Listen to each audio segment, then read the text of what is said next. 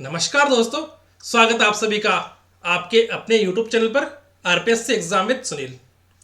दोस्तों, आज हम बात कर रहे हैं हमारी चतुश्रेणी कर्मचारी भर्ती की। यह राजस्थान की इकलौती ऐसी भर्ती है जिसके अंदर हमारे 52,000 से अधिक पद दे रखे हैं। हालांकि ये पद टीएसपी और नॉन टीएसपी में डिवाइड है, पर ऐसी भर्ती जिसमें सिंगल पद, केवल एक सिंगल पद, सिंगल पोस्ट, और कितनी पोस्ट दे रखे इसके अंदर हमारे 52,000 से अधिक पद। दोस्तों, सभी युवाओं के पास एक सुनहरा अवसर है जॉब लगने का, सरकारी जॉब लगने का। इसके अंदर दोस्तों हमारे जो राजस्थान में अलग अलग डिपार्टमेंट है, उन सभी डिपार्टमेंट में इसकी भर्ती की जाएगी।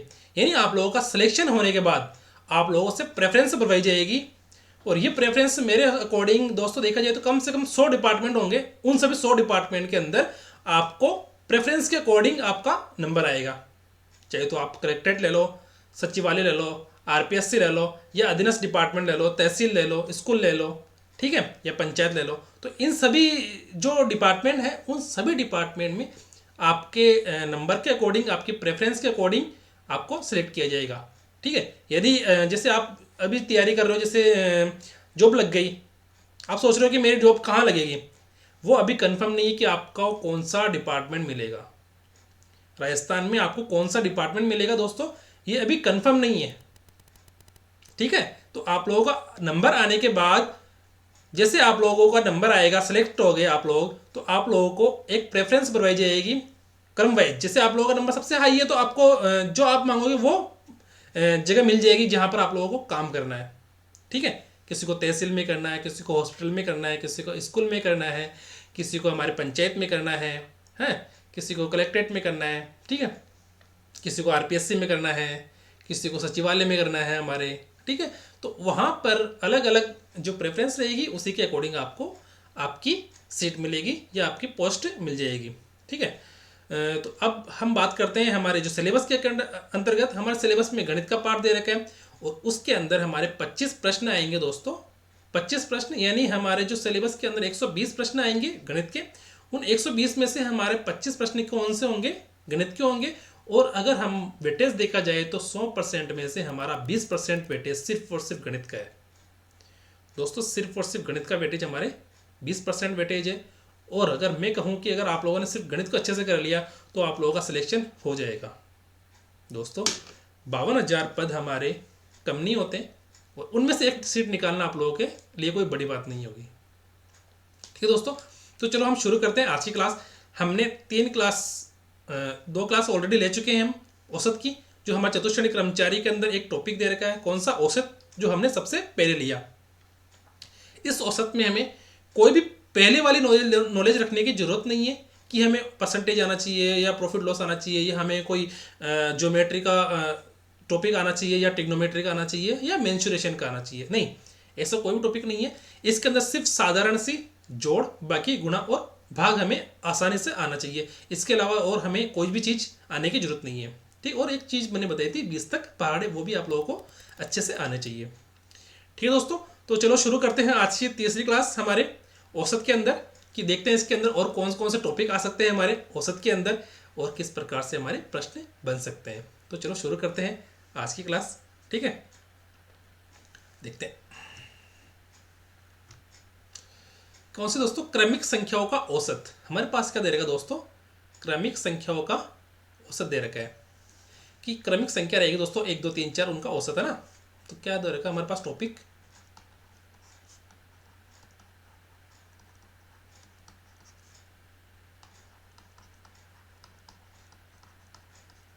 ठीक है, क्रमिक संख्याओं का औसत। क्रमिक का मतलब हो गया दोस्तों क्रम से, है ना। क्रमिक का मतलब क्या हो गया दोस्तों,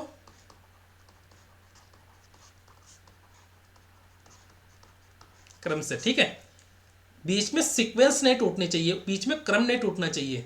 जैसे 1 से स्टार्ट हो गया तो 1 से 1 1 2 3 है ना, तो 1 2 3 से ही चलेगा। ठीक है, कि 1 2 के बाद में 4 नहीं आएगा, क्रम टूट जाता है ना। तो क्रम नहीं टूटना चाहिए। तो हम देखते हैं कि प्रथम n प्राकृत संख्याओं का योग। दोस्तों, प्राकृत संख्या कौन सी होती है, पहले तो ये देखो कि प्राकृत संख्या, दोस्तों प्राकृत संख्या होती है 1 से लेकर 2 3 डेश इन्फिनेटिव तक। ठीक है, कि हमारी प्राकृत संख्या कौन सी होती है दोस्तों, एक से लेकर 1 2 3 डेढ़ डेढ़ डेढ़ करके 4 500 200 500 अनंत तक हमारी कौन सी होती है दोस्तों, वो प्राकृत संख्या है। ठीक है, समझ में आ गया यहाँ तक कि हमारी जो प्रथम n प्राकृत संख्याओं का योग, क्या कह रहा है कि प्रथम n प्राकृत संख्याओं का योग क्या है दोस्तों, प्रथम यानी एक से स्टार्ट होने के बाद। ठीक है, तो हमारा योग कौन सा हो जाएगा दोस्तों, n ऑफ n प्लस 1/2। हमारा जो योग का फॉर्मूला क्या होगा दोस्तों, n ऑफ n प्लस 1/2, या n क्या है दोस्तों, संख्या कि कितनी संख्या हमने ली है। ठीक है, कि प्रथम n प्राकृत संख्याओं का योग हमारे क्या हो गया दोस्तों, n ऑफ n प्लस 1/2। ठीक है, n ऑफ n प्लस 1/2 हमारा प्रथम n प्राकृत संख्याओं का योग हो गया। अब क्या करना, हमको इसका औसत निकालना। तो देखो दोस्तों कि एक से शुरू होने वाली n लगातार प्राकृतिक संख्याओं का औसत, यानी 1 2 3 डेढ़ डेढ़ n करके लास्ट तक है ना, n तक, उन सभी संख्याओं का क्या करना है हमें दोस्तों, योग करना है। और योग करने के बाद उसका क्या निकालना दोस्तों, औसत। योग तो हमें पता है कि योग का तो फॉर्मूला हमें पता है कि n ऑफ n प्लस 1/2 है, यानी प्रथम n प्राकृत संख्याओं का योग का फॉर्मूला तो हमें पता है, कौन सा है दोस्तों, n ऑफ n प्लस 1/2। पर ये पूछ रहा है कि उसका औसत क्या होगा। ठीक है, उसका औसत क्या होगा दोस्तों, प्रेक्षणों का योग बटे प्रेक्षणों की संख्या। ठीक है, प्राकृत संख्या का योग क्या है दोस्तों, देखो औसत बराबर n प्राकृत संख्याओं का योग। ठीक है, n प्राकृत संख्याओं का योग बटे हुए क्या आएगा दोस्तों, प्राकृत संख्याओं का योग यानी प्रेक्षणों का योग बटे हुए प्रेक्षणों की संख्या। तो प्रेक्षणों की संख्या यहां पर दोस्तों दे रही कि हमें n, क्योंकि हम n ही संख्याओं का क्या कर रहे हैं दोस्तों, योग कर रहे हैं। तो योग हम n संख्याओं का कर रहे हैं, तो संख्या कितनी होगी दोस्तों, n हो गई। ठीक है, ठीक है, तो औसत निकालना है हमें, तो औसत ऐसे निकाल लो। प्रथम n प्राकृत संख्याओं का योग कितना दोस्तों, हमारे पास n ऑफ n प्लस 1/2 है ना, n ऑफ n प्लस 1/2 बटे हुए हम क्या कर रहे हैं दोस्तों यहाँ पर n। ठीक है, n से n कैंसिल हो गया, तो हमारे पास औसत क्या आ गया दोस्तों, हमारे पास n प्लस 1/2, यानी कि हमारे पास दोस्तों प्रथम n प्राकृत संख्याओं का औसत हमारे पास कितना आएगा दोस्तों, n ऑफ n प्लस 1/2। क्या, n प्लस 1/2 हमारे प्रथम n प्राकृत संख्याओं का औसत आएगा। देखो दोस्तों ये आ गया हमारे पास n, क्या दोस्तों, कितनी संख्या हमने ली, कितनी संख्या ली हमने, 1 2 3 4, कितनी संख्या ली, 4 संख्या ली, तो 4 प्लस 1 5 बटे हुए 2, हमारा 2.5 आ जाएगा क्या, औसत। ठीक है, तो ये आ गया हमारा क्रमिक संख्याओं का औसत, जिसके अंदर हम क्या ले रहे हैं कि प्रथम n प्राकृत संख्या, क्या ले रहे हैं दोस्तों, हम प्रथम n प्राकृत संख्या ले रहे हैं। और प्राकृत संख्या हमारी होती है 0 से लेकर इन्फिनिटी तक। क्या होती है दोस्तों, 0 से लेकर इन्फिनिटी तक होती है। और हम इन जो 0 से लेकर इन्फिनिटी तक में दोस्तों सिर्फ n नंबर लेंगे। और n नंबर कितने हो सकते हैं दोस्तों, 1 हो सकता है, 2 हो सकते हैं, 4 हो सकते हैं, 10 हो सकते हैं। कि हम 1 से लेकर 10 तक का योग निकालना है या उसका औसत निकालना है, 1 से लेकर 5 तक का औसत निकालना है, 1 से लेकर 12 तक का औसत निकालना है, 1 से लेकर 15 तक का औसत निकालना है। तो हमें क्या करना है दोस्तों, ये चीज़ समझनी है कि प्राकृत संख्या हमारे 1 से लेकर इन्फिनिटी तक है, पर इसका योग तो हमारे पास क्या रहेगा दोस्तों, 1 से लेकर इन्फिनिटी तक का योग तो नहीं है। पर उनमें से अगर कोई एक संख्या ले ली हमने कि हमें प्रथम 3 संख्याओं का औसत निकालना है, तो 1 2 3 का औसत निकाल लो, है ना। ये 1 2 3 का योग करना, तो योग का तो फॉर्मूला हमारे पास कौन सा दोस्तों, n ऑफ n प्लस 1 बटे में 2, तो हमारा हो गया क्या, कि प्रथम n प्राकृत संख्याओं का योग। और इसका औसत क्या हो जाएगा दोस्तों, औसत निकालने के लिए हम उसका भाग लगा देते हैं। कितनी संख्याओं का लगाएंगे हम दोस्तों, n संख्याओं का भाग लगा दिया, तो हमारे पास औसत आ गया दोस्तों n प्लस 1/2। अब देखते हैं कि ये क्वेश्चन हमारा क्वेश्चन होता है कि नहीं होता इससे, देखते हैं। देखो दोस्तों, प्रथम n प्राकृत संख्या, जैसे मैंने 1 2 3 4 5 संख्या ले ली, तो हमें अगर उन सभी का औसत निकालना, तो संख्या कितनी दोस्तों, टोटल संख्या कितनी दोस्तों, 5। तो औसत निकालने के लिए हम क्या करते हैं दोस्तों, एवरेज। ठीक है, एवरेज निकालने के लिए हम क्या करते हैं, प्रेक्षणों का योग बटे हुए प्रेक्षणों की संख्या। ठीक है, योग कितना हो गया हमारे पास, 1 2 3 4 प्लस 5 बटे हुए 5, 1 2 3 3 6 4 10 5 15 बटे हुए 5 3। हमारा औसत कितना आ गया दोस्तों, हमारे पास औसत कितना आ गया दोस्तों, हमारे पास 3। अब फॉर्मूला लगाते हैं हम, क्या करते हैं दोस्तों, फॉर्मूला से करते हैं। हमारा फॉर्मूला क्या है दोस्तों औसत का? n+1/2। किसका? प्रथम n प्राकृत संख्याओं का औसत निकालने का हमारा जो फॉर्मूला है वो है दोस्तों n+1/2। तो हमारा दोस्तों औसत क्या आ जाएगा दोस्तों? यहाँ पर n का मान कितना दोस्तों? जहाँ n बराबर कितने दोस्तों? 5 संख्या है ना, 1 2 3 4 5 संख्या है, तो 5 क्या कर देंगे हमारे? 5 + 1/2 यानी 3 हमारा क्या आ गया दोस्तों? औसत आ गया। ठीक है कि ये दोनों औसत क्या है दोस्तों? सेम आ गए कि प्रेक्षणों का योग बटे प्रेक्षणों की संख्या से भी हम क्या कर सकते हैं दोस्तों? योग कर सकते हैं। पर दोस्तों इसमें दोस्तों थोड़ा सा लफड़ा दे रखा है। क्या दे रखा है दोस्तों? लोचा कर रखा है या लफड़ा कर रखा है कि अगर हम 1 से लेकर 100 तक हो तो क्या हम 100 तक का योग करने बैठेंगे क्या? बताओ। अगर ये बोल दे कि हमारे पास 1 2 3 डेढ़ डेढ़ डैश डैश करके करके 60 तक की संख्याओं का क्या निकालना है? तक की संख्याओं का औसत निकालो का औसत हम निकाल लेंगे क्या दोस्तों? 1 से लेकर 60 तक की संख्याओं का हम योग करेंगे क्या बैठ के? हम इन सभी संख्याओं का योग बैठकर करेंगे क्या? नहीं ना। तो इसके लिए एक फॉर्मूला याद कर लिया कि n+1/2 या n क्या है दोस्तों? 60। ठीक है, तो इसका औसत क्या हो जाएगा दोस्तों? इसका औसत क्या आ जाएगा दोस्तों हमारे पास? n+1/2 n+1/2। ठीक है, तो हमारे पास n कितना दोस्तों? 60 + 1/2 61/2 या 30.5 हमारा क्या आ जाएगा दोस्तों? औसत आ जाएगा। ठीक है ना। n+1/2 तो क्या होता है दोस्तों? इसका योग होता है n प्राकृत संख्याओं का योग, और उसमें अगर हम n का भाग लगा देंगे तो हमारे पास क्या आ जाएगा? औसत आ जाएगा। और औसत का फॉर्मूला कौन सा होगा दोस्तों? प्रथम n प्राकृत संख्याओं के औसत का फॉर्मूला है हमारे पास n+1/2। ठीक है, ठीक है। अब देखते हैं और भी चीज़ देख लेते हैं हमारे पास फॉर्मूला वास्तव में सही है या नहीं है। अगर हम देखते हैं कि 1 2 3 4 5 6 और 7 संख्याओं का योग। देखो दोस्तों, हमें अगर प्राकृत संख्याओं का योग निकालना है तो योग का फॉर्मूला क्या हो गया? n/n+1/2। ठीक है, n/n+1/2 हो गया। n कितना हमारे पास दोस्तों? 1 2 3 4 5 6 7, तो 7 × 8/2 7 8 56/2 कितना है दोस्तों हमारे पास? योग कितना है दोस्तों हमारे पास इसका?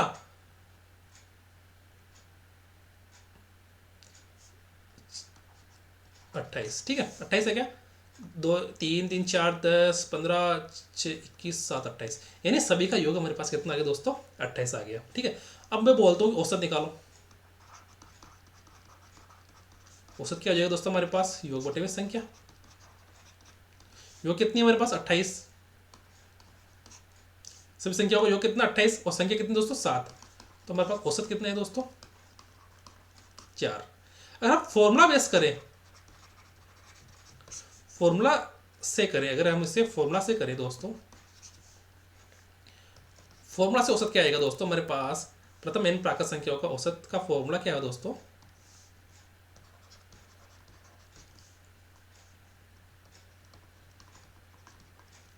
n प्राकृत संख्याओं का औसत क्या दोस्तों? n+1/2। तो हमारे पास n का मान कितना दोस्तों? 7 और 1 8/2, तो हमारे पास कितना है? 8/2 बराबर 4। तो हमारा दोस्तों ये भी 4 और ये 4 दोनों क्या हो गया दोस्तों? बराबर हो गए।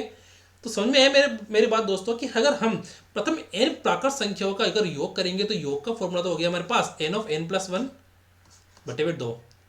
और अगर हम क्या करेंगे दोस्तों, अगर इस योग के अंदर अगर हम n का भाग लगा देंगे तो हमारे पास क्या आ जाएगा दोस्तों? औसत आ जाएगा। तो औसत का फॉर्मूला हमारे पास कौन सा आ गया? n+1/2। ठीक है, दोनों तरीके से कर सकते हैं। पहले योग निकाल के बटे हुए n कर दो, या डायरेक्ट फॉर्मूला लगा दो। कौन सा? कि n+1/2 n+n/2, या फिर सभी का योग करके बटे हुए जितनी संख्या उसका भाग लगा दो। देखो दोस्तों, यह फॉर्मूला इजाद क्यों किया? ताकि आप लोगों को कैलकुलेशन जोड़ बाकी गुणा भाग करने में दिक्कत नहीं आई। थोड़ी लंबी हो जाती है ना दोस्तों, लंबी प्रोसेस को इन्होंने शॉर्ट कर दिया कि n+1/2 कर दो और उसका मान निकाल लो, और हमारे पास प्रथम n प्राकृत संख्याओं का योग आ जाएगा। ठीक है दोस्तों, समझ में आ गया यहाँ तक? हम देखते हैं आगे। कि प्रथम n प्राकृत संख्याओं के वर्गों का योग। अब क्या कर दिया दोस्तों उसने, देखो हमने एक single 1 2 3 4 5 dot dot dot n तक का योग तो हमें पता लग गया कि हमारे पास इनका योग क्या आएगा, n ऑफ n प्लस बटे हुए 2। ठीक है, अब क्या कह रहा है कि उन सभी को वर्ग कर दो, वर्ग करके फिर जोड़ो कितना आएगा। तो देखो प्रथम n, क्या प्रथम n प्राकृत संख्याओं के वर्गों का योग। वर्गों का योग तो क्या हो गया दोस्तों, n of n plus 1 plus 2n plus n of n plus 1 2n plus 1 बटे में 6, इसका क्या हो गया दोस्तों, योग हो गया। यानी कि प्रथम n प्राकृत संख्याओं का वर्गों का योग, जिससे प्रथम n प्राकृत संख्या कौन सी हो सकेगी, 1 का स्क्वायर प्लस 2 का स्क्वायर प्लस 3 का square plus dot dot dot n का स्क्वायर। इन सभी का योग का फॉर्मूला कौन सा दोस्तों, ये है कि 1 का स्क्वायर प्लस 2 का स्क्वायर प्लस 3 का स्क्वायर डेट डेट डैश करके n का स्क्वायर का फॉर्मूला क्या हो गया कि प्रथम n प्राकृत संख्याओं के वर्गों का योग क्या हो गया हमारे पास, n of n plus 1 2n plus 1 बटे में 6। ठीक है, अब अगर हमारे पास योग आ गया तो अगर हम इसके अंदर n का भाग लगा देंगे ना तो इसका क्या आ जाएगा दोस्तों, औसत आ जाएगा। दोस्तों औसत का फॉर्मूला तो हमारे पास पता है कि प्रेक्षणों का योग बटे प्रेक्षणों की संख्या हमारे क्या होता है दोस्तों, औसत होता है। नॉर्मल औसत का फॉर्मूला हमारे पास प्रेक्षणों का योग बटे प्रेक्षणों की संख्या। तो प्रेक्षणों का योग क्या आ गया हमारे पास, n of n plus 1 2n plus 1 बटे में 6, ये क्या हो गया हमारे पास प्रेक्षणों का योग।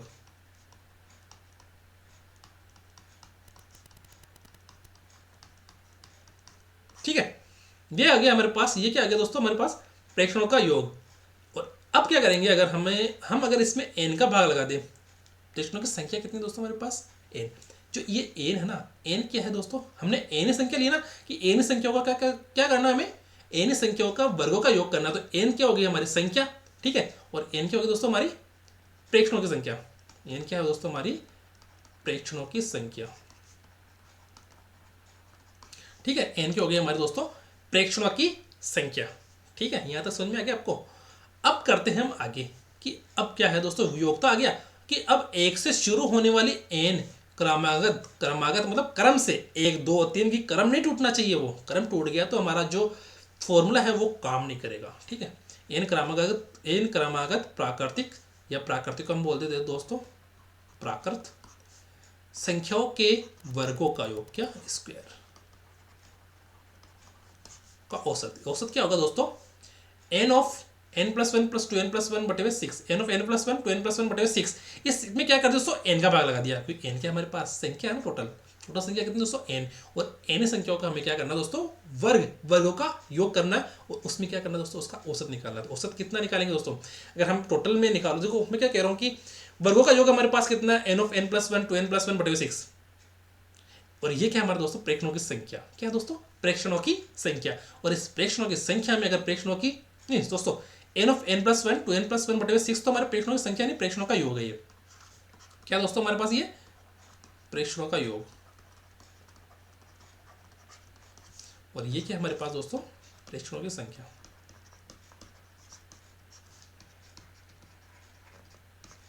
ठीक है, प्रेक्षणों का योग बटे हुए प्रेक्षणों की संख्या, ये हमारा होता है दोस्तों औसत। वर्गों का योग हमारे पास दे रखा है n of n plus 1 2n plus 1 बटे हुए 6, और अगर हम इसमें n का भाग लगा देंगे, कितना प्रेक्षणों की संख्या का भाग लगा देंगे, तो वो हमारे वर्गों का क्या हो जाएगा दोस्तों औसत हो जाएगा। औसत के अंदर दोस्तों देखो वर्ग निकाल लिया, वर्गों का योग निकाल लिया हमने, वर्गों का योग निकाले तो वो तो हो गया हमारे प्रेक्षणों का योग। अब हम औसत निकाल ले तो औसत क्या होता है दोस्तों, योग में उस संख्या का भाग लगा दो, योग में उस संख्या का भाग लगा दो, और वो संख्या कितनी दोस्तों n, क्योंकि n संख्या ही लेकर हम क्या कर रहे हैं दोस्तों योग कर रहे हैं। ठीक है, तो हमने क्या आ गया हमारे पास फाइनली दोस्तों n से, इस n से क्या कर गया दोस्तों, इस n से दोस्तों ये वाला n कट गया। ठीक है, इस n से ये वाला n कट गया। ठीक है, तो हमारे पास बचेगा क्या दोस्तों फाइनली n ऑफ, दोस्तों हमारे पास फाइनली क्या बचेगा दोस्तों n प्लस 1 2n प्लस 1 बटे में 6, ये हमारा क्या हो गया दोस्तों प्रथम n प्राकृत संख्याओं के वर्गों का योग। देखो है ना, प्रथम n प्राकृत संख्याओं के वर्गों का योग। ठीक है दोस्तों, यहां तक समझ में आ गया दोस्तों कि पहले योग निकालना है, योग में जितनी संख्या ले रखी है ना, हमने जितनी संख्याओं का हमने योग किया उन संख्याओं का क्या करना दोस्तों, भाग लगाना है। और भाग लगाने पर हमारे पास क्या आएगा दोस्तों, एवरेज या औसत। ठीक है, ठीक है। तो 1 का स्क्वायर, 2 का स्क्वायर, 3 का स्क्वायर, 4 का स्क्वायर, डैश एन का स्क्वायर का योग हमारे पास क्या हो गया, इसका औसत निकालना है तो औसत तो हमारे पास ये आ गया। और इन सभी का योग क्या हो गया, n of n plus 1 two n plus 1 बटे 6। ठीक है, अब हम करके देखते हैं। देखो 1 का स्क्वायर प्लस 2 का स्क्वायर प्लस 3 का स्क्वायर प्लस 4 का स्क्वायर, ठीक है, प्लस 5 का स्क्वायर। ठीक है, अब मैं बोल रहा है कि इसका औसत निकालो। ठीक है, प्रथम n प्राकृत संख्याओं का n बराबर कितना दोस्तों, n बराबर हो गया हमारे पास 5। ठीक है, n बराबर हमारे क्या हो गया दोस्तों, 5 हो गया। क्या मैंने जो फॉर्मूला निकाला वो एकदम सही है या नहीं है, वो चेक कर लेते हैं दोस्तों एक बार। ठीक है, तो देखो फॉर्मूला क्या हो गया हमारे पास, योग क्या होगा दोस्तों, इनका योग n of n plus 1 two n plus 1 बटे 6। n का मान क्या, 5, 5 गुना 5 प्लस 1, 5 गुना 2 प्लस 1 बटे 6, 5 गुना 6 गुना 11 बटे 6। तो 6 से क्या 6 कट गया तो 11 6 66। ठीक है, क्या 66 है क्या ये, देखो 1 प्लस 4 प्लस 9 प्लस 16 प्लस 25, 16 9 25 50 75, 25 और 25 50।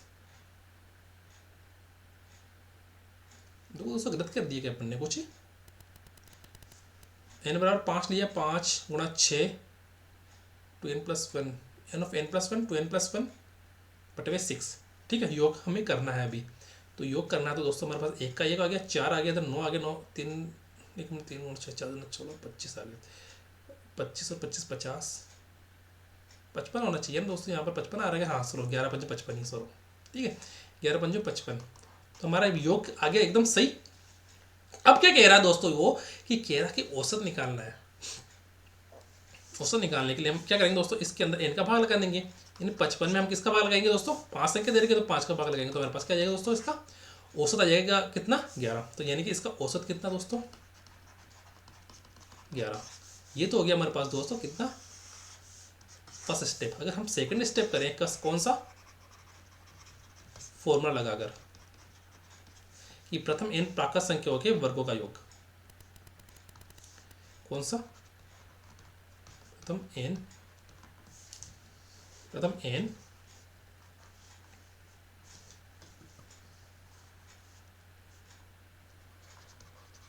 प्राकृत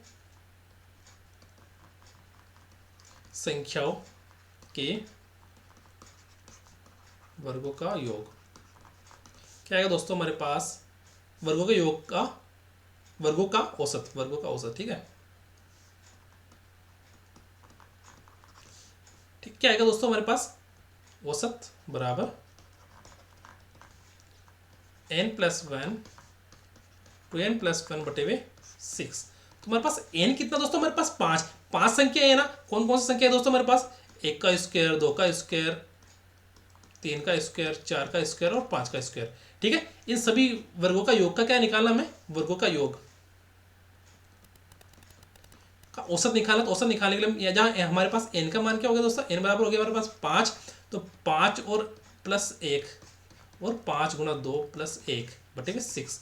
तो हमारे पास देखो 5 और 1 हो गया 6, और गुणा करना है हमको किससे, 5 और 2, 5 दूनी 10 और 1 11, 11 बटे 6, तो 6 से 6 कैंसिल। तो हमारे पास जो औसत आया दोस्तों, कि वर्गों का औसत कितना दोस्तों, हमारे पास 11। ठीक है, और इससे देखो इधर भी हमने 11 निकाला, इधर भी हमने दोस्तों 11 निकाला, और इधर भी हमारे क्या दोस्तों, फॉर्मूला लगाकर भी कि हमारे पास क्या आया दोस्तों, आंसर 11 आया। ठीक है दोस्तों, हमने फॉर्मूला लगाकर भी कर लिया, और एक किससे किया दोस्तों, हमने बिना फॉर्मूला से। ये तो हो गया हमारे पास दोस्तों फॉर्मूला से, और ये हो गया हमारे पास बिना फॉर्मूला से, है ना।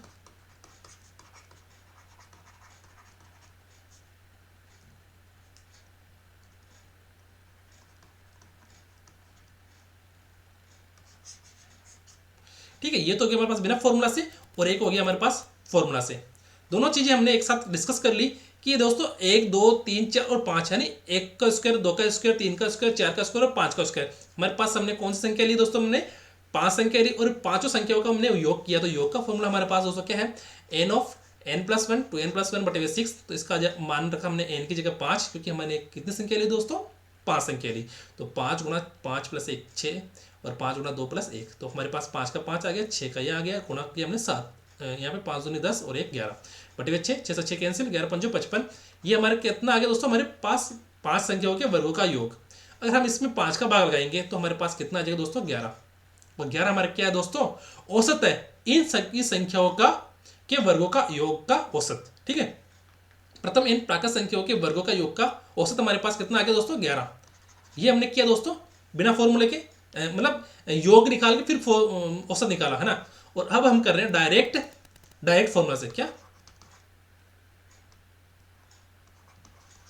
डायरेक्ट फॉर्मूला से।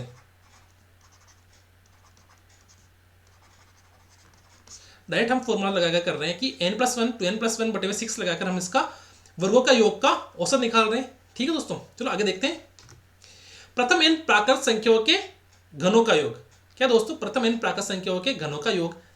घनों का योग कैसे निकालेंगे दोस्तों, देखो 1 का क्यूब प्लस 2 का क्यूब प्लस 3 का cube plus dead dash n का क्यूब। ठीक है, प्राकृत संख्या मैंने बताई थी आपको कि 1 से लेकर इन्फिनिटी तक होती है, पर हम कुछ संख्या लेते हैं कि 1 2 3। हमने कितनी संख्या ली दोस्तों, यहाँ पर n संख्या ली, और इन n संख्याओं का वर्गों का योग क्या होगा, घनों का योग क्या होगा दोस्तों, इन घनों का योग। घनों का मतलब CUB, क्यूब होता है, तो घनों का योग होगा दोस्तों n+1 बटे हुए 2 का स्क्वायर। इसका क्या होगा, 2 का स्क्वायर। इसका क्या हो गया दोस्तों, घनों का योग हो गया। घनों का योग हो गया, तो अगर हम इसमें n का भाग लगा देंगे तो हमारे पास क्या आ जाएगा, इसका औसत आ जाएगा ना। हमने दोनों में देखा था कि प्राकृत संख्याओं का, प्रथम n प्राकृत संख्याओं का योग n/n+1/2। अगर हमने इसका n का भाग लगा दिया तो हमारे पास क्या आ गया, उसका औसत आ गया। अगर हम प्रथम n प्राकृत संख्याओं के वर्गों का योग n+1 2n+1/6, अगर हम उसमें n का भाग लगाया तो हमारे पास क्या आ गया, प्रथम n प्राकृत संख्याओं के वर्गों का औसत। ठीक है, अगर ये बोल रहा है कि प्रथम n प्राकृत संख्याओं के घनों का योग हमारे पास था कि n+1 बटे हुए 2 का होल स्क्वायर, अगर हम इसमें n का भाग लगा देंगे तो हमारे पास क्या आ जाएगा दोस्तों, औसत आ जाएगा। ठीक है, क्या आ जाएगा दोस्तों, हमारे पास औसत आ जाएगा। ठीक है, तो देखो दोस्तों, प्रथम n क्रमागत प्राकृत संख्याओं के घनों का योग करना है दोस्तों, क्यूब करने के बाद औसत, अर्थात 1 का क्यूब 2 का क्यूब 3 का क्यूब डेश n का औसत। औसत क्या होगा दोस्तों, हमारे पास योग क्या आएगा दोस्तों, प्रथम n प्राकृत संख्या देखो औसत। औसत होता है दोस्तों प्रेक्षणों का योग। प्रेक्षणों का दोस्तों क्या करना है दोस्तों, प्रेक्षणों का योग बटे हुए प्रेक्षणों की संख्या। योग क्या है दोस्तों, हमारे पास योग दे रहेगा हमारे पास क्या, n+1 बटे हुए 2 का होल स्क्वायर। और प्रेक्षणों की संख्या कितनी दोस्तों, हमने n ली ना, n ही तो संख्या ले रहे हैं हम कि n क्रमागत संख्याओं के घनों का औसत। तो संख्या कितनी होगी दोस्तों, ये हमारी होगी संख्या कितनी, n बटे हुए n। ठीक है, तो हमारे पास औसत कितना है दोस्तों, हमारे पास पहले तो ऊपर वाली संख्या क्या कर दोस्तों, वर्ग दे रखा तो वर्ग कर दो कि n² कोष्टक n+1 का स्क्वायर बटे हुए 2 का स्क्वायर कितना, 4 बटे हुए n। ठीक है, ये बटे हुए क्या हो जाएगा, n हो जाएगा। तो n से एक n कैंसिल हो गया। ठीक है, तो हमारे पास क्या बचा दोस्तों, n+1 बटे हुए 4। इधर तो इसका स्क्वायर आएगा क्योंकि ये कटा नहीं, तो हमारे पास देखो दोस्तों फाइनली हमारा औसत कितना आएगा दोस्तों, फाइनली हमारे पास औसत क्या आ गया दोस्तों, घनों का औसत n+1 का स्क्वायर बटे हुए 4। ठीक है दोस्तों, n+1 का स्क्वायर बटे हुए 4 हमारा क्या हो गया दोस्तों, n देखो n कोष्टक n+1 का होल स्क्वायर बटे हुए 4। इसको हम ऐसे नहीं बोलेंगे कि n+1 का होल स्क्वायर, क्योंकि दोस्तों n+1 का होल स्क्वायर करेंगे तो n का स्क्वायर भी हो जाएगा। ठीक है, हम क्या बोलेंगे इसको, n+1 का होल स्क्वायर, n+1 का स्क्वायर बटे हुए 4।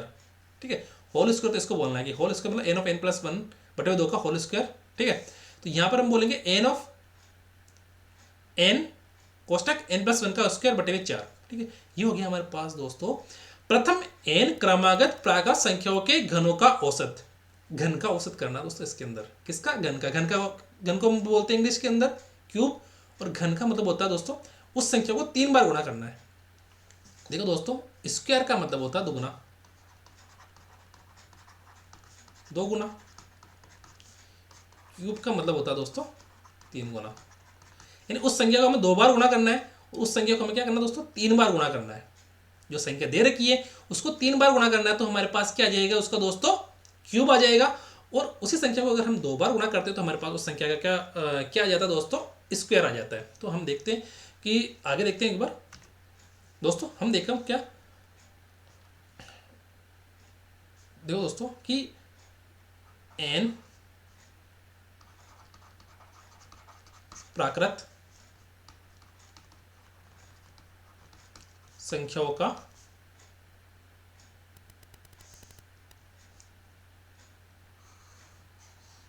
ये हम थोड़ा बाद में देखेंगे, इसको हम पहले देखते हैं। प्रथम n संख्याओं के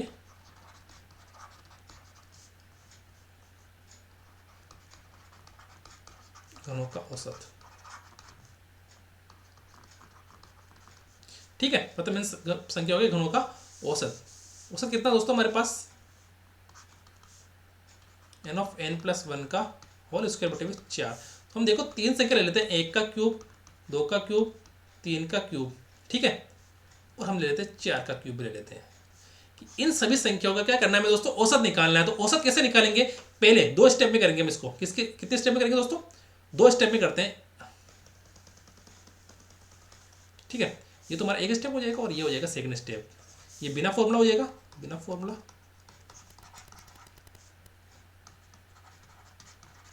और ये हो जाएगा हमारा किसका दोस्तों, फॉर्मूला से। ठीक है, तो 1 क्यूब, 2 क्यूब, 3 क्यूब और 4 क्यूब का क्या करना है दोस्तों, योग करना। पहले ये दोस्तों, पहले तो योग निकालो, इसका औसत निकालना है ना हमें पहले। औसत क्या होता है दोस्तों, प्रेक्षणों का योग बटे प्रेक्षणों की संख्या। योग का फॉर्मूला क्या है दोस्तों हमारे पास, योग का formula n of n plus 1 बटे हुए 2 का होल स्क्वायर बटे हुए क्या निकालना हमें, प्रेक्षण कितने दोस्तों, n, और n हमारे पास का दोस्तों यहाँ n की वैल्यू दोस्तों 4, क्योंकि 4 संख्या है ना। तो देखो दोस्तों 4 रख दो n की जगह, 4 गुणा 5 का बटे हुए 2 का होल स्क्वायर कर दो यहाँ पे, और बटे हुए क्या कर दो दोस्तों, 4 कर दो। तो 4 पंजे 20, 20 में 2 का भाग लेंगे तो 10, 10 का स्क्वायर बटे हुए 4 यानी 100 बटे हुए 4 यानी 25। हमारा 25 क्या आ गया दोस्तों, औसत आ गया। 25 क्या आ गया हमारे पास दोस्तों, औसत आ गया। और ये क्या आया दोस्तों हमारे पास, बिना फॉर्मूले से। अगर हम फॉर्मूला लगा के करें, फॉर्मूले से औसत कैसे निकालेंगे दोस्तों हम, n ऑफ n प्लस 1 का होल स्क्वायर बटे हुए 4, n ऑफ n प्लस 1 का होल स्क्वायर बटे हुए 4, या n बराबर क्या दोस्तों 4। तो 4 गुणा 4 प्लस 1 कितना दोस्तों हमारे पास, 4 प्लस 1 का होल स्क्वायर बटे हुए 4, 4 गुणा 5 का होल स्क्वायर बटे हुए 4, 4 से 4 कैंसिल। तो हमारे पास दोस्तों प्रथम n संख्याओं के घनों का औसत कितने हैं दोस्तों, घनों का औसत तो n ऑफ n प्लस 1 का होल स्क्वायर बटे हुए 4 है घनों का औसत। पर हम यहाँ पर 4 संख्या ले रहे हैं, 1 का स्क्वायर, 2 का स्क्वायर, 3 का स्क्वायर और 4 का स्क्वायर। अब अगर हम इसका स्क्वायर करके देखें, एक बार कोष्टक में देख लो, 3 तरीके से कर लेते हैं इसको, 2 तरीके से तो कर लिया। तीसरा तरीका,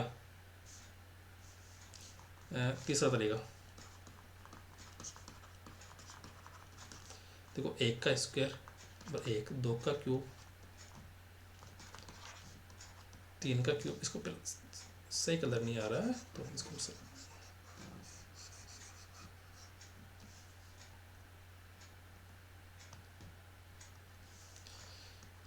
तीसरा तरीका,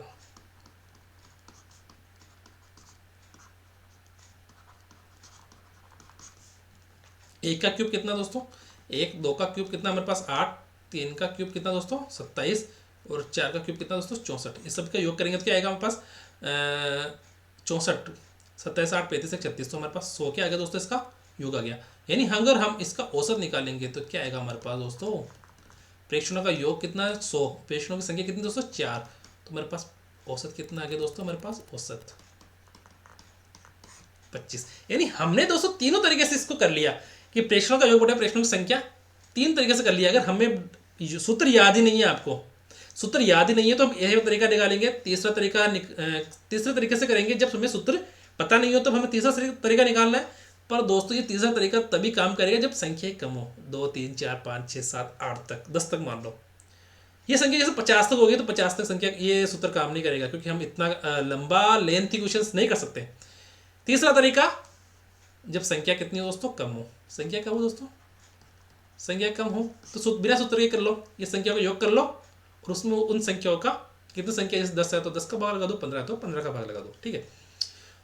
और एक सूत्र से कर लो कि हमारे पास n ऑफ n प्लस 1 का उसके बटे 4 है, इससे कर लो, ठीक है, इससे कर लो। अगर इससे भी नहीं करना आ रहा है तो हमें घनों का योग तो पता है हमें कि घनों का योग का फॉर्मूला कौन सा है कि n ऑफ n प्लस 1 बटे 2 का होल स्क्वायर।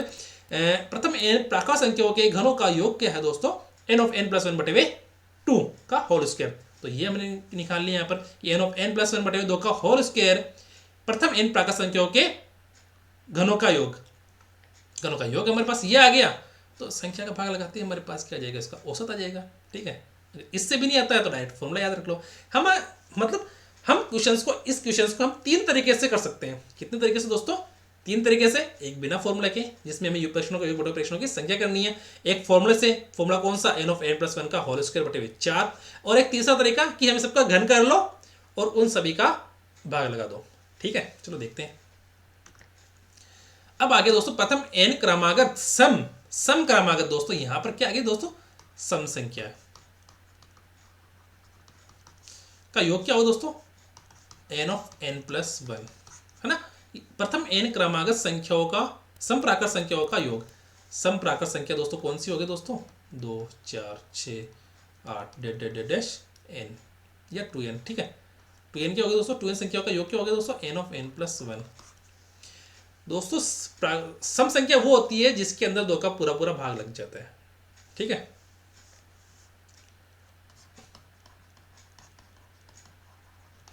संख्या जिसमें 2 का पूरा पूरा भाग लगता है, सम संख्या कहलाती है ना।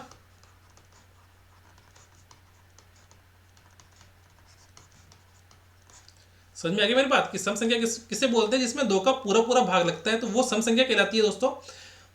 तो दोस्तों n क्रमागत सम प्राकृत संख्याओं का योग हो गया हमारे पास n ऑफ n प्लस 1। अब बोल रहा है कि इसका औसत निकालो तो उसमें n का भाग लगा दो ना, झंझट का पाल रहे हो आप लोग, हाँ। जब हमारे पास सभी संख्याओं का योग दे रखा है, यानी प्रेक्षणों का योग दे रखा है, तो प्रेक्षणों की संख्या कितनी है हमारे पास, n है तो n का भाग लगा दो, ठीक है। बड़ा कोई इश्यू वाली बात नहीं इसके अंदर। ये हम देखते हैं इसके अंदर आगे क्या करते हैं दोस्तों कि प्रथम n क्रमागत सम प्राकृत संख्याओं का औसत, क्या, प्रथम n क्रमागत सम प्राकृत संख्याओं का औसत, क्या। अब दोस्तों देखो कि प्रथम n क्रमागत सम प्राकृत संख्याओं का औसत निकालना है। औसत का मतलब क्या हुआ, प्रेक्षणों का योग बटे प्रेक्षणों की संख्या। प्रेक्षणों का योग बटे प्रेक्षणों की संख्या निकालनी है, और योग तो हमारे पास दे रखा दोस्तों n ऑफ n प्लस 1। औसत निकालने के लिए प्रेक्षणों का योग बटे प्रेक्षणों की संख्या। संख्या कितनी दे रखी दोस्तों, n दे रखी है हमारे पास, कितनी दे रखी दोस्तों, n क्या है दोस्तों, ये है संख्या, ये संख्या है। तो क्या करेंगे हम अब, ये तो हमारे पास औसत आ गया है, तो अब देखते हैं प्रेक्षणों का योग। योग हमारे पास क्या दोस्तों, n ऑफ n प्लस 1, और प्रेक्षणों की संख्या कितनी है दोस्तों, n है, तो n से n कैंसिल, तो हमारे पास बचा n प्लस 1। क्या बचा दोस्तों, n प्लस 1, यानी प्रथम n सम प्राकृत संख्याओं का औसत, प्रथम n सम प्राकृत संख्याओं का औसत हमारे पास होगा n प्लस 1, n प्लस 1, ठीक है। क्या दोस्तों, n प्लस 1 याद रखना ये चीज कि n प्लस 1 हमारा औसत हो जाएगा। ये डायरेक्ट एग्जाम के अंदर ऐसे कर लेना।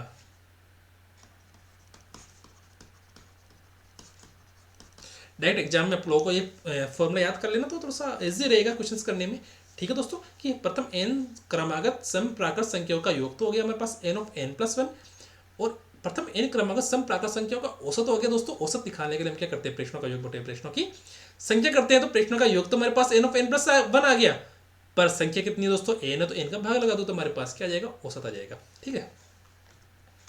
अब देखते हैं एक बार करके कि देखो 2 4 6 8 10 और 12, ठीक है।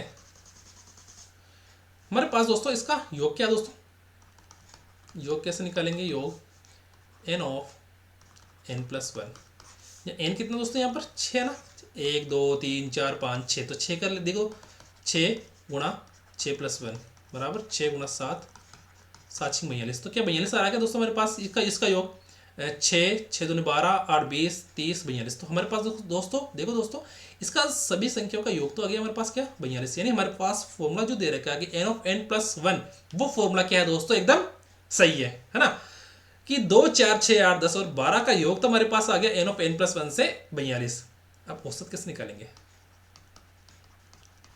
औसत आएगा दोस्तों n ऑफ n प्लस 1 बटे हुए n, तो n का भाग n plus 1, n of n plus 1 हमारे पास कितना दोस्तों 42, कितना दे रखा दोस्तों हमारे पास 42, और n का मान दोस्तों हमारे पास 6 दे रखा, तो 6 का भाग लगा दो तो हमारे पास औसत आएगा, कितना आएगा दोस्तों 7, यानी ये तो हो गया दोस्तों बिना फॉर्मूला के।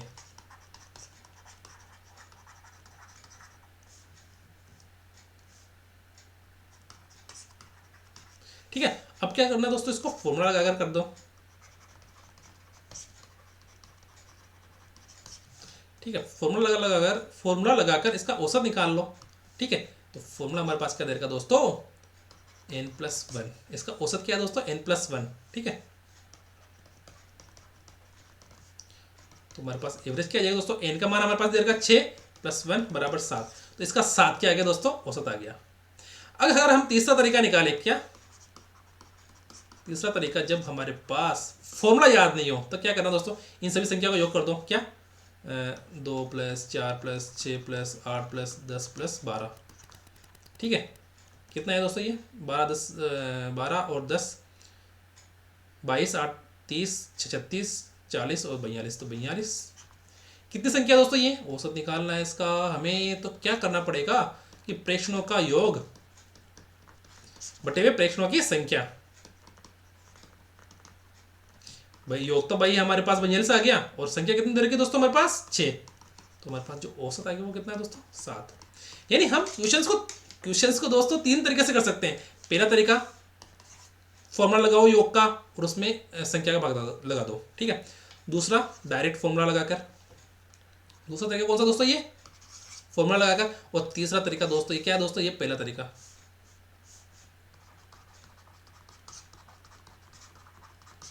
ये दूसरा तरीका हो गया हमारे पास, और ये हो गया हमारे पास दोस्तों तीसरा तरीका। यानी एक ही क्वेश्चंस को हम 3 तरीके से कर सकते हैं। एक पहले योग निकाल के फिर क्या करना है उसका दोस्तों औसत निकाल लो। दूसरा फॉर्मूला है हमारे पास कि डायरेक्ट हम औसत निकाल लो। तीसरा तरीका जो हमें जब सूत्र ही पता नहीं हो हमारे पास n का फॉर्मूला, x का फॉर्मूला, y का फॉर्मूला, हमें सूत्र पता ही नहीं हो, तब क्या करना है दोस्तों, जो संख्या दे रखी है उन सभी का योग कर लो और उतनी संख्या का भाग लगा दो। ठीक है, और ये फॉर्मूला सबसे बेस्ट लगा मुझे, कौन सा, जब हमें सूत्र पता नहीं हो। पर दोस्तों ये फॉर्मूला कब काम करता है, जब कम संख्या हो, जैसे 2 4 6 8 10 12 15 18 20 25 तक जो संख्या है ना, तब तक तो हम निकाल सकते हैं। पर ये 2 4 6 8 करके 100 तक हो ना, तब नहीं निकाल सकते। समझ में आ गई मेरी बात? तब तो हमें इसका मान निकालने पड़ेगा सूत्र से n+1। ठीक है, n+1 से हमें इसका औसत निकालने पड़ेगा। तो तीनों तरीके से हमने देख लिया कि तीसरा तरीका कब कारगर करेगा दोस्तों, जब संख्या कम हो। क्या, जब संख्या क्या दोस्तों,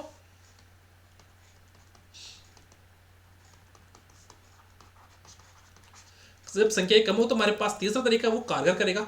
और पर अगर हमारे पास जब संख्या कम ज्यादा हो तो हमारे पास पहला और दूसरा फॉर्मूला काम करेगा। ठीक है,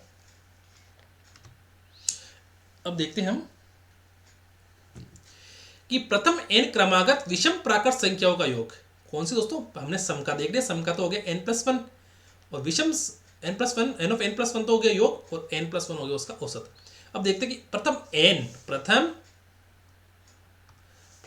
n क्रमागत विषम प्राकृत संख्याओं का योग। विषम प्राकृत संख्या दोस्तों कौन सी होगी, 1 3 5 7 9 2n-1। दोस्तों मुझे ये बताओ, सम प्राकृत संख्या होती है जो 2 से गुणा हो रखी हो या जिसमें 2 का भाग लगता है। अगर 2 का भाग जिसमें लगता है अगर वो सम संख्या है, या जो 2 से गुणा हो रखी है वो सम संख्या है, तो उस 2 में से 1 हटा दो या 1 जोड़ दो, तो वो क्या बन जाएगी, विषम बन जाएगी। जैसे 2 के अंदर 1 जोड़ेंगे तो हम 3 बन जाएगी, और 2 के अंदर में हम 1 हटाएंगे तो क्या बन जाएगा दोस्तों, 1 बन जाएगा।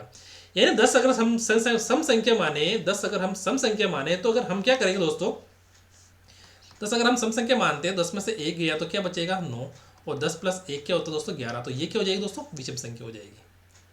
अगर हम 10 को सम संख्या मानते हैं तो 10 में से 1 गया तो 9 और 10 में से 1 जोड़ेंगे तो 11 हो जाएगा, तो वो क्या हो जाएगी दोस्तों विषम संख्या हो जाएगी। तो विषम संख्याओं का योग क्या हो गया दोस्तों n प्राकृत संख्याओं के प्रथम n क्रमागत विषम प्राकृत संख्या दोस्तों, विषम प्राकृत संख्या, ये ध्यान रखना, विषम प्रथम n विषम प्राकृत संख्या का योग क्या दोस्तों n स्क्वायर। अब जब हमारे पास योग दे रखा तो औसत निकाल नहीं सकते क्या आप लोग, औसत के लिए क्या करना है n का भाग लगाना है, बस क्या करना है दोस्तों n का भाग लगाना है। अगर n का भाग लगाएंगे तो हमारे पास क्या आएगा औसत n आएगा। ठीक है, ये तो छोटा सा फॉर्मूला है दोस्तों, ज़्यादा दिक्कत वाली बात नहीं है इसके अंदर।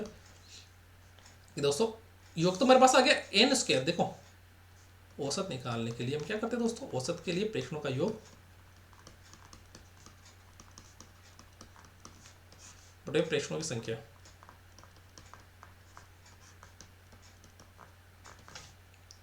ठीक है, तुम्हारे पास औसत क्या आएगा दोस्तों, प्रेक्षणों का योग तो हमारे पास कितना आ गया n स्क्वायर, कि प्रथम n विषम प्राकृत संख्याओं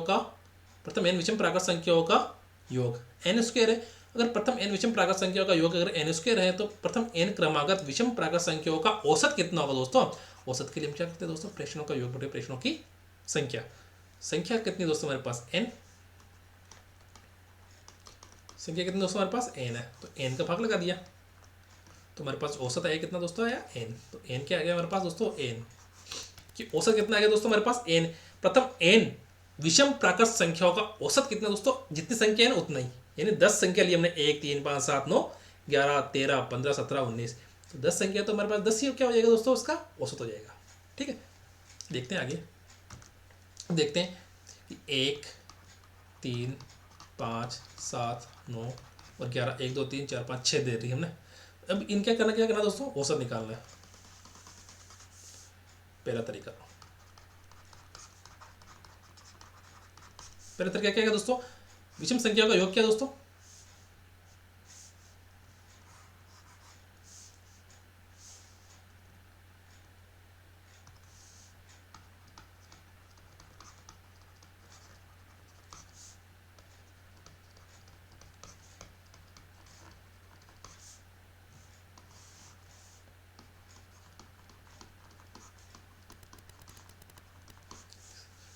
पहला तरीका क्या कह रहा है दोस्तों हमारे पास, ये बताओ मुझे। तो पहला तरीका कह रहा है दोस्तों कि विषम संख्याओं का योग क्या है दोस्तों,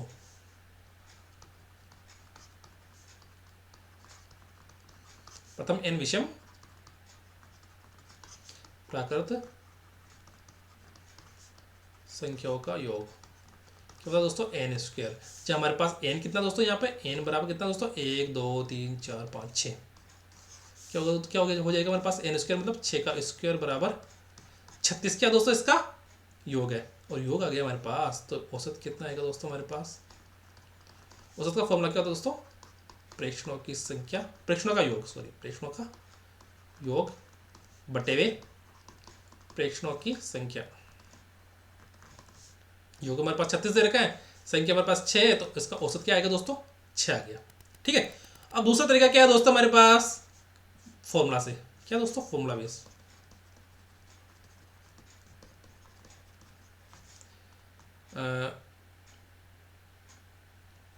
प्रथम n विषम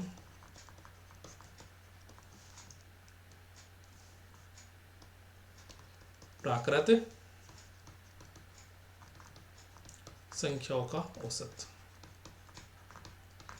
क्या दोस्तों n है, और n बराबर क्या दोस्तों हमारे पास 6, तो n क्या दोस्तों हमारे पास 6 दे रखा, तो 6 क्या हो जाएगा इसका औसत हो जाएगा। और तीसरा तरीका क्या है, जब हमारे पास सूत्र पता नहीं हो हमें, और जब क्या दोस्तों संख्या कितनी दे रखी दोस्तों कम दे रखी हो, तो हमारे पास देखो तीसरा तरीका 1 + 3 + 5 + 7 + 9 + 11, योग कितना दोस्तों 3 1 3 4 5 9 7 16 9 25 और 11 36, तो टोटल कितना हो गया दोस्तों हमारे पास, योग हो गया हमारे पास 36, और संख्या कितनी दोस्तों ये 6, तो औसत हमारे पास कितना दोस्तों, प्रेक्षणों का योग बटे हुए प्रेक्षणों की संख्या। कितना आ गया दोस्तों, 36/6 बराबर 6। तो हमारे पास औसत कितना आ गया दोस्तों, हमारे पास तीनों फॉर्मूला के अंदर औसत हमारे पास सेम आ रहा है। यानी कि अगर हमें फॉर्मूला याद है तो हम क्या करेंगे, अगर हमारे पास दोस्तों फॉर्मूला याद है तो हमारे पास एन आ जाएगा, और हमें फॉर्मूला याद नहीं है तो हमें योग का फॉर्मूला याद है। हमारे पास योग का फॉर्मूला कौन सा दोस्तों, एन स्क्वायर। प्रथम एन विषम संख्याओं का औसत निकालने के लिए अगर हम विषम संख्या का योग करेंगे तो योग का फॉर्मूला हमारे पास कौन सा हो गया दोस्तों, योग का फॉर्मूला हमारे पास दे रखा दोस्तों एन स्क्वायर। इस एन स्क्वायर में अगर हम एन का भाग लगाएंगे और एन हमारे पास क्या है 6, तो हमारे पास क्या आ जाएगा दोस्तों 6 औसत आ जाएगा। दूसरा तरीका में अगर हमारे पास फॉर्मूला बेस्ड क्वेश्चन है, फॉर्मूला में याद है, तो अगर प्रथम एन विषम प्राकृत संख्या का औसत हमारे पास क्या दे रखा दोस्तों, एन दे रखा है, तो एन का मान हमारे पास दे रखा है 6, तो 6 इसका क्या हो जाएगा औसत हो जाएगा। और तीसरा तरीका, अगर हमें दोनों ही फॉर्मूले पता नहीं हो, दोनों ही फॉर्मूले हमें पता नहीं हो, तो हमें क्या करना है, सभी का योग कर लो और उतनी संख्या का भाग लगा दो। और ये तरीका कब कारगर करता है दोस्तों, जब संख्या कम हो। ठीक है। अब दोस्तों हमारे पास क्या दोस्तों, प्रथम एन प्राकृत संख्याओं का योग, प्रथम एन प्राकृत संख्याओं के वर्गों का योग, प्रथम एन प्राकृत संख्याओं के गुणों का योग, प्रथम विषम संख्या वो प्रथम सम संख्या, ये सब चीज़ें हमने देख ली थी। ठीक है दोस्तों, और इसके क्वेश्चन भी हमने अच्छे से देख लिए थे। ठीक है दोस्तों, हम क्या देखते हैं दोस्तों, हमने औसत के अंदर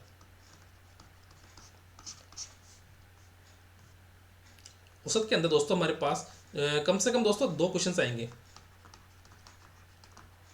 2 क्वेश्चन क्या है दोस्तों एग्जाम में आएंगे, यानी कि कम से कम दोस्तों 4 मार्क्स आप लोगों के दोस्तों। हालांकि पेपर में दोस्तों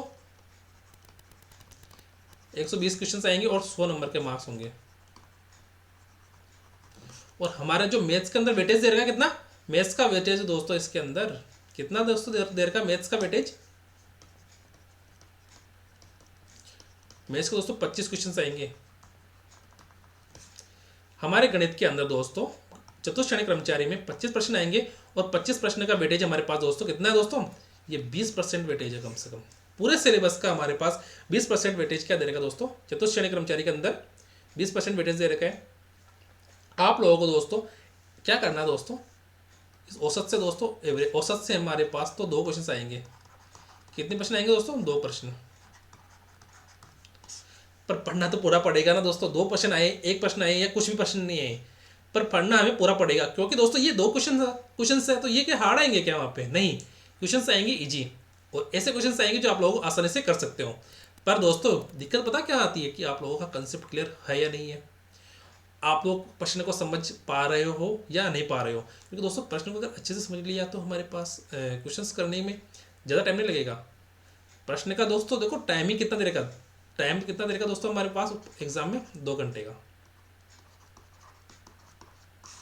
2 घंटे में 120 प्रश्न करने, और उसमें से 25 प्रश्न हमारे गणित के आएंगे। तो ये देख लो आप लोग की, अगर मैं क्या मान रहा हूँ कि गणित में अगर आप लोगों ने 25 में से अगर 22, 23, 24 क्वेश्चन किए ना, 22, 23, 24 या 25, तो ये सिलेक्शन पक्का होगा दोस्तों। बच्चे ऐसे बैठे हैं दोस्तों वहां पर जो 20 में से ऊपर करके आएंगे।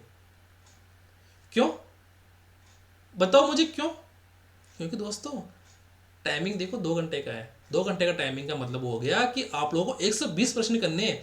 120 में से अगर दोस्तों सपोज करो जिसको गणित नहीं आती ना, उसको कम से कम 40 से 50 मिनट चाहिए गणित करने के लिए, 25 प्रश्न करने में। यानी अगर आप लोगों ने 2 मिनट में अगर 1 प्रश्न किया ना, तो आप लोगों के पास 1 घंटा बचेगा। सिर्फ 1 घंटे के अंदर आप लोगों को 95 क्वेश्चन करने हैं। कितना, 90 से 95 क्वेश्चन, और जो पॉसिबल नहीं है। जीके का प्रश्न में भी दोस्तों 1 मिनट तो लगता ही है, क्योंकि प्रश्न को हमें सोचना पड़ता है, फिर करना पड़ता है। और उसमें केवल जीके नहीं आएगी, उसमें आप लोगों के कंप्यूटर भी आएगी, साइंस भी आएगी, करंट भी आएगी, हिंदी भी आएगी। ठीक है ना। तो आप लोगों को दोस्तों गणित को इस प्रकार से करना है कि आप लोगों का गणित के अंदर 22 से प्लस क्वेश्चन हो, 22, 23, 24 से 25 प्रश्न हो। मेरा मानना है कि अगर आप लोग इस चैनल से जुड़े रहे तो आप लोगों का एक भी प्रश्न गलत नहीं होगा, और आप लोगों के जो भी प्रश्न आएंगे वो सीधे सीधे जो मेरे पढ़ा रखा उसमें से आएंगे। क्योंकि इतने टाइप क्वेश्चंस करा दूंगा मैं, इतने इजी तरीके से समझा रहा हूँ आप लोगों को, जो शायद यूट्यूब पर किसी ने नहीं समझा होगा।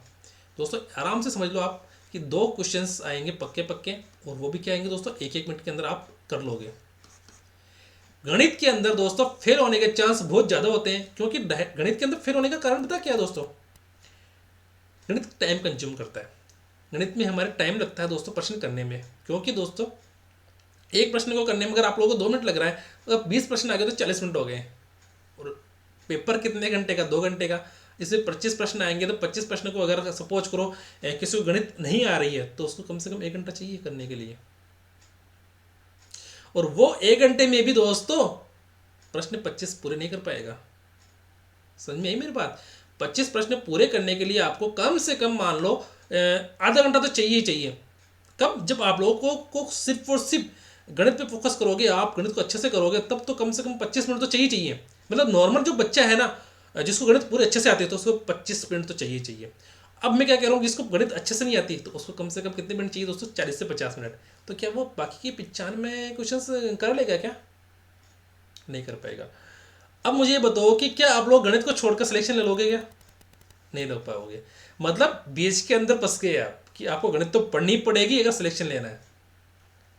दोस्तों गणित तो पढ़नी ही पड़ेगी अगर सिलेक्शन चाहिए ना। तो गणित क्या है दोस्तों? पढ़नी पड़ेगी, ठीक है। और सिलेक्शन बराबर क्या होता है दोस्तों? गणित। अगर आप लोगों को सिलेक्शन चाहिए तो आप लोगों को दोस्तों गणित तो पढ़नी पड़ेगी। और मेरा मानना यह है कि अगर आप लोग इस चैनल से जुड़े रहें तो आप लोगों का एग्जाम से पहले सिलेबस कंप्लीट करवा दूंगा, प्रैक्टिस क्वेश्चंस दूंगा। इस चैनल पर आप लोगों के लिए क्विक रिवीजन क्लास लगेगी, डेली लगेगी।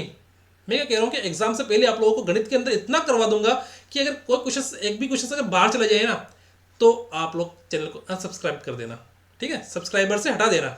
मैं खुद कह रहा हूँ कि अगर मेरे पढ़ाई हुए प्रश्न में से नहीं आए ना, तो आप उसी दिन चैनल से हट जाना। दोस्तों कॉन्फिडेंस इतना है मेरा कि मुझे पता है कि एग्जाम में अगर क्वेश्चंस आएगा तो किस प्रकार से आएगा। ठीक है दोस्तों, एग्जाम में क्वेश्चंस आएगा तो किस प्रकार से आएगा और कौन कौन से टॉपिक से क्वेश्चंस आ सकता है। हम सारे टॉपिक्स कर लेंगे तो कैसे बचेगा, है ना। क्वेश्चंस को दोस्तों मैं क्या कह रहा हूँ दोस्तों, क्वेश्चंस को मैं डायरेक्ट नहीं करा रहा कि एक ही लाइन में क्वेश्चंस को सॉल्यूशन करा दिया, नहीं। आप लोगों को बच्चे जैसे समझाते हैं, छोटे बच्चों को समझाते हैं कि 10वीं क्लास का बच्चा पढ़ रहा है, 9वीं क्लास का बच्चा पढ़ रहा है, वैसे समझाता हूँ आप लोगों को कि ताकि आप लोग जो आपने 9वीं 10वीं में पढ़ा है ना, उस प्रकार से आप लोगों को समझ में आ जाए। दोस्तों इस चैनल पर आप लोग बने रहिए, आप लोगों का सिलेक्शन करवाना मेरी जिम्मेदारी है। मैं आप लोगों के साथ एग्ज़ाम तक बने रहूँगा और आप लोग भी इस चैनल के साथ एग्ज़ाम तक बने रहिए। दोस्तों आज के लिए इतना ही, मिलते हैं नेक्स्ट वीडियो के अंदर।